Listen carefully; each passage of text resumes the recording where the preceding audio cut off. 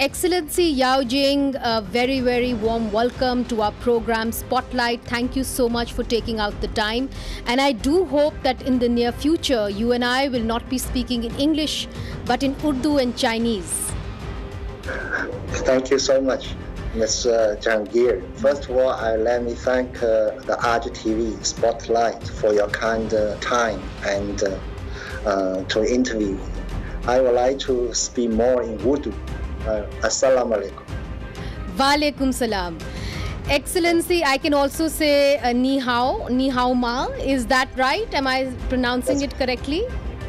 That's perfect. That is perfect Chinese pronunciation. Much better than my assalamu alaikum. All right. Well, Excellency, first, some of the good news. We do believe that China is close to trying out the vaccine for COVID-19 in Karachi. There have been 200 volunteers in Karachi. And your company, which is the China National Pharmaceutical Group, Sinopharm, is ready to do this. Now, can you give us more details on how close are you to actually finalizing a vaccine for COVID-19? Yes, because I think this COVID-19 is giving a big challenge to the international community, and China, Pakistan both have suffered from this virus. And since China was the first to have this kind of virus, so in fact we started this research or the development of the vaccine starting from quite early this year. So right now, I think that Chinese companies and also research institutions have developed about 3 kinds of vaccines, which all have been into the third stage of experiments, that is, go to the volunteers test. And since this May, we started to discuss with your government, basically also that with some of your companies to start a kind of cooperation. So I think last week that your regulatory authority approved one of the cooperations between the 2 companies, and this is the third stage of the experiment of the vaccines. For China, I just believe that when we successfully developed the vaccines, we would like to see that Pakistan, or the Pakistan people, could be among the first to benefit of this medicine and to benefit to dealing with this challenge of the COVID-19. That is something that I want to ask you more about. But which companies in Pakistan is China going to be working with to ensure that we are one of the first few people in the world who get this vaccine? Right now is that, as you mentioned, that this AGM company from Karachi, they are developing this vaccine cooperation with a Chinese company. Basically, is Sinopharm, maybe, I'm not sure, but it's a Chinese company. Second is we are working with your NIH, National Institute of Health, for the oversighting this collaboration. All right. How are you going to ensure that there are no side effects for those people who are being used to experiment this vaccine on? How are you going to ensure that there is complete transparency, that there will in fact be no side effects of this vaccine? Yeah, I think that this is a vaccines cooperation is being conducted globally.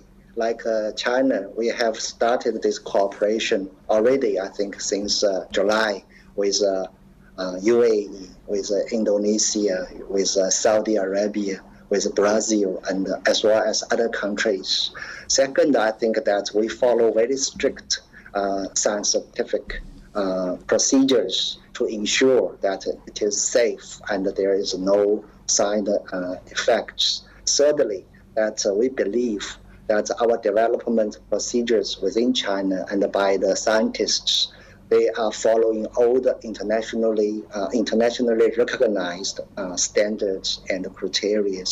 So I guess, or I believe, that the current stage of the vaccine is safe enough to come to the third stage of the experiment.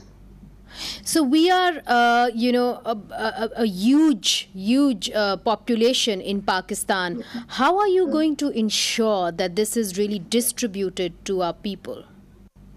I think this is some kind of mechanism, both based on the markets and as our president has announced in the WHO conference, is that China, if we can successfully develop the vaccine, then we will make it as a kind of public good.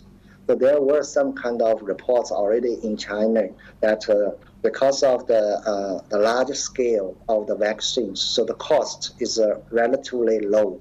Right now, I think according to our Chinese scientists' estimation, it takes about 100, maybe less than $120 for each. All right. And when you say that it's going to be relatively cheap, what about, distributing at such a large level to the Pakistani population? I mean, over 100 million people may need this vaccine. Have you developed a mechanism or spoken to the Pakistani government of how you're going to distribute it? No, I think this first depends on the further discussion between the two governments, because definitely if China can develop it successfully, we won't leave Pakistan alone. And Pakistan is a major partner as far as the vaccines cooperation is concerned. Secondly, it depends on the commercial or the company's cooperation. What kind of a system which is functioning in Pakistan. And we will coordinate and trying to accommodate that both the government facilitation with the commercial vaccine promotion. And do you believe that you will be beating Oxford at making this vaccine, beating the Japanese and the Americans? Will you be the first country to come out with the vaccine? How confident are you about that? I think that we are not beating anyone. I think as far as the vaccine is concerned, because it is the public good. So for all the international communities should be benefited from this development. So I think that all the scientists from the different countries, they are working on their own procedures and their own speed. So anyone who could develop this kind of vaccine at an early date is most welcome. So I think that China is just a part of these international efforts to trying to prevent and control this virus. All right. Well, the spokesperson of the Chinese Foreign Ministry, Li Jianzhao, he called up Shahbaz Sharif when he was sick, when he was suffering from COVID-19, and he offered Chinese medicine help, medical help for the former chief minister. So at that point, the former chief minister said that China is a very good and a true friend. Do you also consider the leader of the opposition, Shahbaz Sharif, a true friend? Yes, I think that Mr. Shahbaz Sharif, he was the chief minister, and I think in the previous government. And Yes. as a leader of the major political party, that we, of course, take as a good friend of China.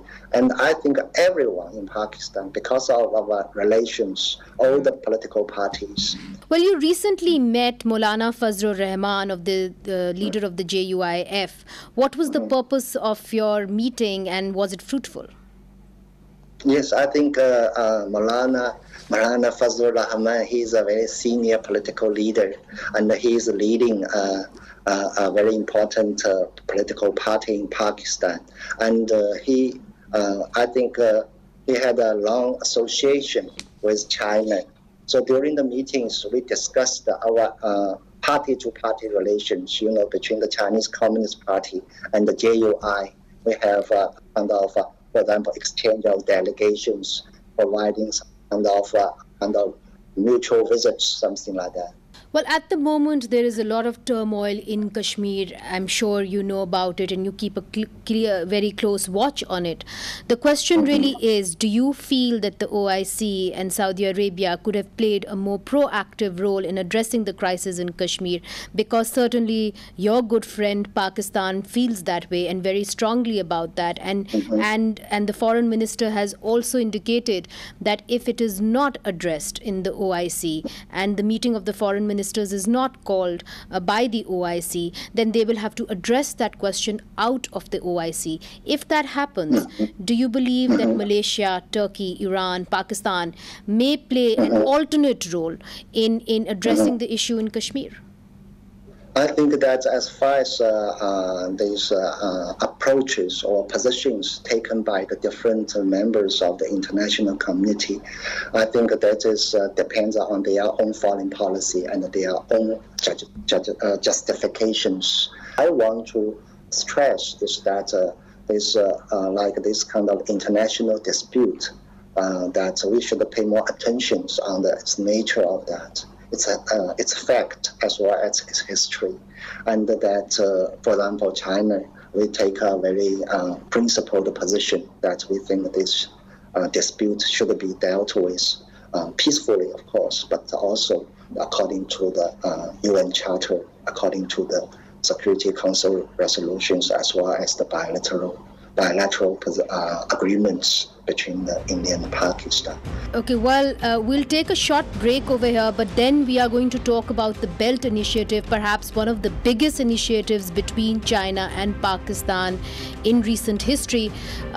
We will take a short break over here. और जब CPEC का नाज़रीन आगाज़ हुआ तो ये बताया जा रहा था कि पाकिस्तान की मईशत के लिए ये प्रोग्राम जो है गेम चेंजर साबित होगा, मगर मौजूदा हालात का जायज़ा लें तो पाकिस्तान की मईशत जो है वो बदतर होती चली जा रही है. क्या CPEC वाकई पाकिस्तान की मईशत के लिए गेम चेंजर है? और CPEC के मंसूबों के हवाले से चीन तहरीके इंसाफ की हुकूमत की कारकर्दगी से मुतमईन है कि नहीं? CPEC के मंसूबे इख्तिताम पजीर कब होंगे? ये भी एक बड़ा अहम सवाल है. और चीनी सदर जो शी जिनपिंग हैं वो क्या M1 मंसूबे का इफ्तिताह करने पाकिस्तान आएंगे? ये हमारे सवालात हैं और हम पूछेंगे पाकिस्तान में चीन के सफ़ीर एक्सलेंसी याओ जिंग से ब्रेक के बाद. वेलकम बैक नाजरीन, हमारे साथ है पाकिस्तान में चीन के सफ़ीर excellency Yao Jing. You want Iran to be play a more proactive role in the CPEC projects, and what is your vision? How much do you want Iran to be involved? Yeah, I think that first CPEC is a bilateral right now because it is a kind of cooperation project with the China and between China and Pakistan. But when I say that CPEC is also has its regional aspects, even the global aspects, because according to our mutual understanding with Pakistan, the CPEC should be also a kind of opportunity for the regional connectivity and the regional cooperation. So as far as the regional and even the international elements are concerned, Iran is most welcome, and Afghanistan, Central Asia, wherever. So I think that they are very relevant for the CPEC to open to the third party. All right. Well, one of the big challenges to CPEC is the underdevelopment in Balochistan. We have recently seen rain in Balochistan, and 3 major communication highways have been blocked due to the flash floods. Do you think that will be a major stumbling block for CPEC? I don't think it could be a block. In fact, it could be, I think, an opportunity instead, because the CPEC is a bilateral cooperation, is a kind of economic project. Its final purpose is to enhance economic development and social living standards for Pakistan and also for the region. So Balochistan, because right now they do have some underdevelopment, they have some economic difficulties. So CPEC offers an opportunity for us to invest more, for us to have more business with Balochistan, and to have us more economic activities in Balochistan. So I think that we would like to see Balochistan as a bigger benefiter of the CPEC. Well, there are lots of expectations from CPEC, but we have seen that some of the projects that have been launched have not really come to a close. And the real question is, when will they come to a close? We have seen the ML1 railway, and is there any indication of when it will be inaugurated? And there has been some hints that maybe President Xi Jinping will be coming to Pakistan to inaugurate it. Could you tell us more about that? Yes, I think, for example, when this project can benefit, for example, in Balochistan or other places in Pakistan or in the region. I think that as far as the CPEC, it is an ongoing process. That during its development, more investment, more industries, more technologies are brought in here. So it is an ongoing process. However, that a lot of expectation from Balochistan, from somewhere else, I think this is natural and understandable. For example, the ML1, the mainline railway upgradation, it is a 3-stage project engaging a lot of investment and a lot of technologies. So right now we are discussing with the commercial contract as well as the financial package of this railway upgradation. I'm thinking is that according to what I have discussed with your government, hopefully within this year we can finalize this commercial package as well as the financial package. And by the end of this year or at the early of next year, we can inaugurate and start, because this is a key project under the CPEC. But regarding our president, yes, his visit, I think it's not necessarily connected with this, because when the Honorable Prime Minister Imran Khan visited China, I think last year, he invited our president, Mr. Xi, to visit Pakistan. So our president agreed, and he agreed to visit here. Previously, we planned it in the first half of this year. Unfortunately, that the COVID-19 situation made it not possible. But this visit is still very much on the agenda. But as far as which specific time frame or which specific timing, it's difficult for me to say now. We are still consulting with each other. All right, so you're still thinking about it. Tell me, with this new government, with the Pakistan Tehreek-e-Insaf government, are you happy with the way things have gone forward in terms of CPEC? Are you happy with the way the projects are structured? And I'm meaning to say that, do you feel that the chairman of CPEC, General Retired Asim Bajwa, should perhaps have more independence? I should say that I'm happy with all the government of Pakistan, because this is your democracy. This is the result of the people's election. And this. So I think that as far as the current government, of course, I'm satisfied with our relationship with the government. For example, as far as the CPEC is concerned, I think a lot of work have been increased, and a lot of projects have been moving forward. In the meanwhile, all the previous projects which have either been completed or are still functioning, they are functioning quite smoothly. And with the establishment of the CPEC authority led by the retired Lieutenant General Asim Bajwa, I think that he gave a personal and a lot of efforts for a better coordination among the different functionaries, among the Chinese even, and the Pakistani partners, among even between the embassy and also. So I think that he is doing a very, very efficient and a very good job as far as the CPEC is concerned, which I think we appreciate a lot. But, you know, one of the projects was the Orange Line project, and that was to be completed in 2018. It has still not been completed. So there are many projects that have started. We have seen very little completion. Why is that so? I think that the completions, I think, are still almost on the time. For example, the motorway from Sakar to Multan, it is completed. Second is the upgradation of the second stage of KKH, Karakoram Highway. It is also completed in this year, in this March.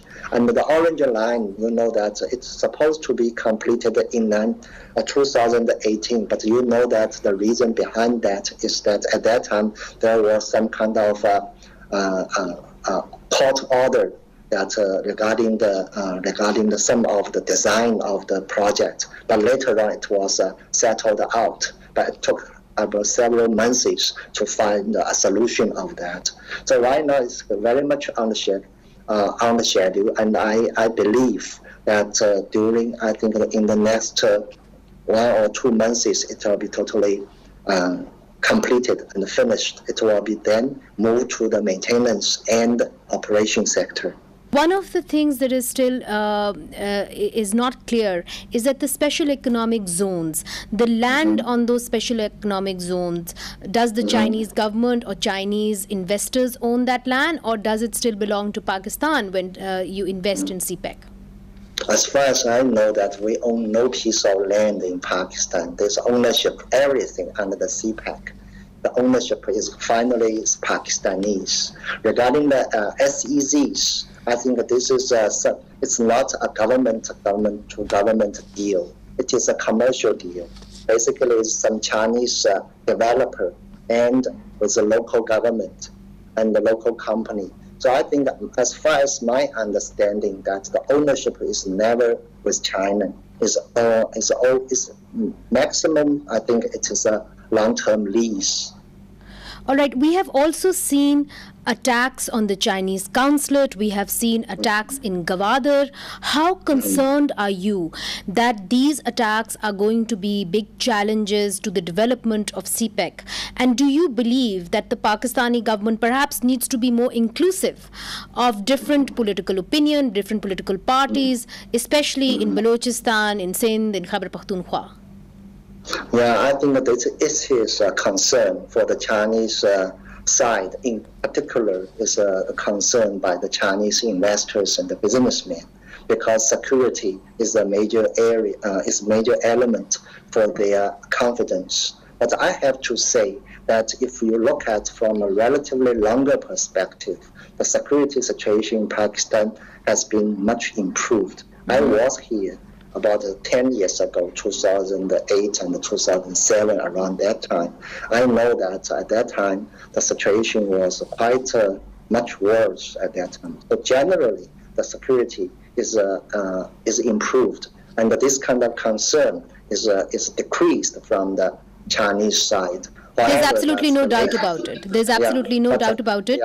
Your Excellency, the other question is the fiber optic, the Pak-China fiber optic. There's a lot of interest in that. It's going to be 820 kilometers long. It's one of the longest fiber optic cables from Rawalpindi to Khunjerab. Now, who is your local partner here in Pakistan that you're going to partner with to move forward on this project? I think right now is the SCO. You have, I don't know, it's a signal SCO. Special Communications Organization. Yeah, I think like this. They are operating. This is they are doing that. All right. So was there a tender for this bid, or was it just the only option that you really had was the SCO to work with in Pakistan? No, I think this is a different. We are not. There are basically I should say is a joint economic cooperation, is that we provide the financial support, and we offer this kind of technology and materials. But finally, this optic is yours, SCOs. Excellency, there is a perception now in Pakistan that all the attacks that are being carried out by the Taliban, they are being masterminded by NDS and by RAW in Afghanistan. What is China's position on this? Do you have any credible evidence to support that claim of good friend Pakistan? Afghanistan has been suffering for almost 4 decades of this kind of violences. And the situation over there is very complicated. There are some of the international and terrorist organizations functioning over there. And thirdly, that as far as China, I don't think, at least for me, I have no whatever kind of evidence, because I'm not dealing with this kind of job by myself. But I believe that the situation over there is quite complicated. There have been recent news reports in Pakistan that different factions of the Tehreek-e-Taliban Pakistan, which are based here in Pakistan, are getting united.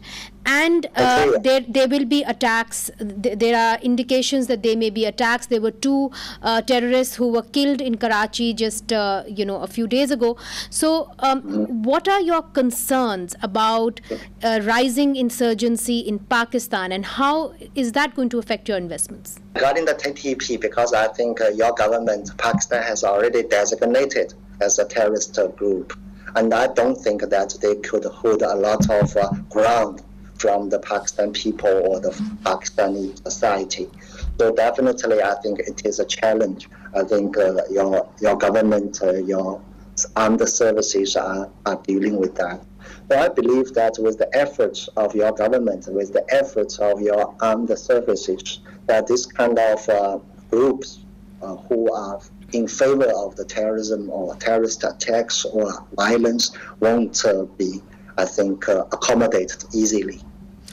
What does China want to see from the peace deal with the Taliban in Afghanistan? I think that this exactly, we want to see real peace and sustainable stability in Afghanistan. This is, I think, the expectation, not only for China, but also for the international community for the past 14 years. But there is a concern that Afghanistan may again become a safe haven for terrorists. So what guarantees do you want to see from this peace dialogue? Does China want to see to ensure that Afghanistan, Pakistan do not again become safe haven for terrorists? Well, for the safe haven, I think that first, when this peace process in Afghanistan is initiated, I think both all the relevant parties, for example, the agreement or the between the United States and the Afghan Taliban, as well as the joint statement between the Afghan government and the United States, they all made it very clear terrorism is not tolerated in Afghanistan. All of them will be getting rid of terrorism. So this is very welcome, and I think it is encouraging development. Second, I think that the forthcoming intra-Afghan negotiation will also be focused on how to make Afghanistan a peaceful land. And with a peaceful land, naturally, there will be no room for international terrorists or the international terrorist organizations. And thirdly, I think the Afghan people and the regional people have suffered enough from this kind of violence. So I don't think that if this peace process moves forward smoothly or successfully, there won't be any room and there won't be any so-called this haven, something like that, to be happening again. Your Excellency, allow me to take a break and then I will speak to you about the controversy regarding the COVID-19 outbreak and how President Trump has accused China of purposefully spreading the virus from the Wuhan Institute of Virology in China. All of this after this break. Welcome back नाजरीन, इस वक्त हमारे साथ हैं पाकिस्तान में चीन के सफ़ीर याओ जिंग और अब उनसे पूछते हैं कि किस तरह कोरोना वबा फैलने के बाद चीन और अमेरिका में तनाव बढ़ गया। पाकिस्तान में चीन के सफ़ीर से पूछेंगे कि इस तनाव के असरात पाकिस्तान पर क्या होंगे और सदर ट्रंप ने जो इल्ज़ामात लगाए हैं इस पर इनका क्या कहना है, क्योंकि सदर ट्रंप ने ये इल्ज़ाम लगाया है चाइना के ऊपर कि ये जो वायरस है ये जानबूझ के फैलाया गया और ये शुरू हुआ वुहान इंस्टीट्यूट ऑफ वायरोलॉजी से। सदर ट्रंप ने क्या इल्जामात लगाए हैं चाइना के ऊपर, आइए खुद ही उनकी जुबानी सुन लेते हैं। Your Excellency, has China come to any conclusion of where this virus COVID-19 originated from? I don't think that China right now is in a position that we have the conclusion where this COVID-19 comes from. But at least I think we have a very clear time frame of what China has been doing since we first reported this coronavirus. I think it was on the 30th of December 2019. And for the purpose of a very clear development, we have a time frame. For example, on the 3rd of January, we reported to the WHO and so on and so forth. And also even that within the first week, we also engage and inform the United States and including their scientists for the sharing of this information, because at that time we don't know that we didn't know very clearly what these things. So regarding this kind of baseless accusation, I think that basically you see if that the United States right now, of course, that they are quite failed in controlling or preventing the spread of this virus. A lot of people are suffering, a lot of fatalities happened.